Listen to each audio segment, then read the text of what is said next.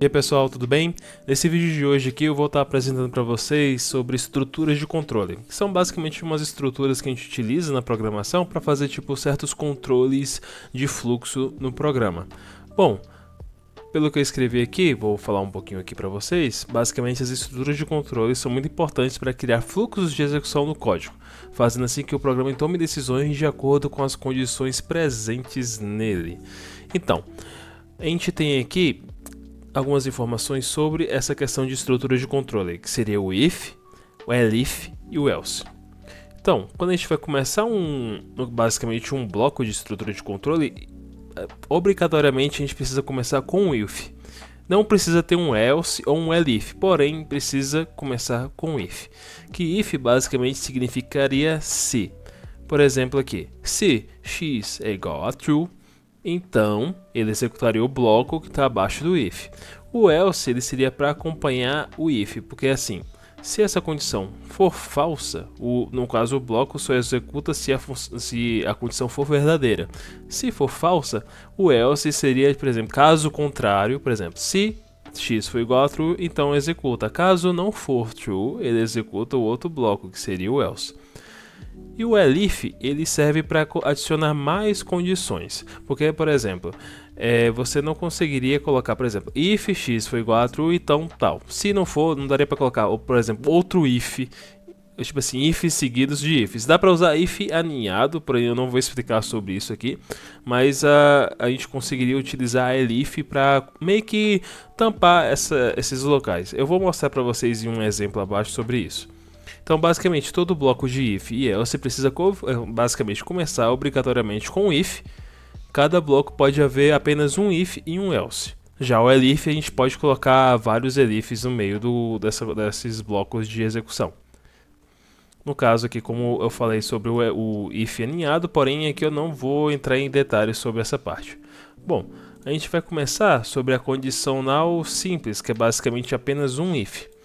A gente colocou aqui uma variável idade com o valor 18 e aqui a gente colocou um if, basicamente é if espaço. A gente coloca uma condição que foi explicada em outras aulas aí, que a gente colocou, por exemplo, se a idade for maior ou igual a 18, ele executa esse bloco aqui e mostra esse print aqui na tela. Vou executar aqui para vocês verem. Como eu coloquei 18, ele vai executar o bloco que está dentro do if. Se eu colocasse, por exemplo, o valor 17 e executasse, ele não faria nada porque tem apenas esse if. Aqui embaixo tem, no caso, uma condicional composta, que aqui o negócio fica mais interessante. Aqui eu coloquei um exemplo de ímpar ou par. Basicamente eu criei uma variável chamada par ou ímpar com o valor 10. E aqui vai ter, no caso, a condicional composta. Composta basicamente ela tem um if e o else. E aqui a pergunta é o seguinte: no caso, se o resto da divisão, no caso da variável par ou ímpar, se o resto por 2 for igual a 0, então ele vai imprimir dizendo que o número é par. Caso contrário, caso o resto da divisão for diferente de 0, por exemplo, se a diferença for 1, aí ele vai executar esse bloco de baixo. Eu coloquei 10. Para vocês verem aqui, vou executar esse código. Aqui ele mostra que 10 é par porque o resto da divisão por 2 é 0. Se eu colocasse o valor, por exemplo, por 11 e executasse esse bloco, aí vocês veriam que o código caiu no bloco do else que mostra que o valor é ímpar. E aqui um último exemplo é utilizando o elif. No caso aqui eu coloquei apenas um elif, porém a gente pode colocar mais de um elif aqui no exemplo. Porém, para essa explicação aqui eu achei melhor usar só um elif aqui mesmo. Bom, aqui tem uma variável com o nome média aluno, que essa média aluno é igual a 70. E o if vai começar com se o valor é maior ou igual a 70. Se for, no caso ele cai aqui. Aqui é interessante porque assim, o elif a gente pode colocar uma segunda condição, igual aqui, ó, o elif. Se média for maior ou igual a 50, aí ele cairia nesse segundo bloco. Caso nenhuma das duas forem atendidas, ele cai nesse terceiro bloco, que seria o else. Vamos executar aqui para vocês verem.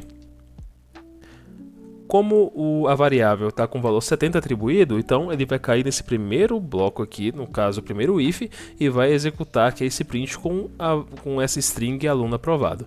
Se eu modificar colocar, por exemplo, 68 e executar, vocês viram que caiu no segundo bloco, que seria esse elif, com a mensagem aluno em recuperação. Se eu colocar abaixo de 50, vamos colocar aqui 49 e executar, vocês vão verem que vai cair nesse terceiro bloco, que é o else, que no caso não atendeu nenhuma das duas aqui, dessas duas condições. Então, caso contrário, ele caiu no else. Bom, para o vídeo de hoje é isso, só uma pequena explicação aqui sobre if e else. Tem algumas coisas a mais, porém, pelo meu cronograma eu não consigo apresentar tudo para vocês. Então, para essas aulas aqui, vai ser isso. Caso vocês tenham algum interesse de aprender um pouquinho mais sobre, eu posso disponibilizar para vocês algum material que já existe na internet que tenha uma explicação melhor sobre o assunto, beleza? Então, muito obrigado por assistir até aqui e valeu e até a próxima.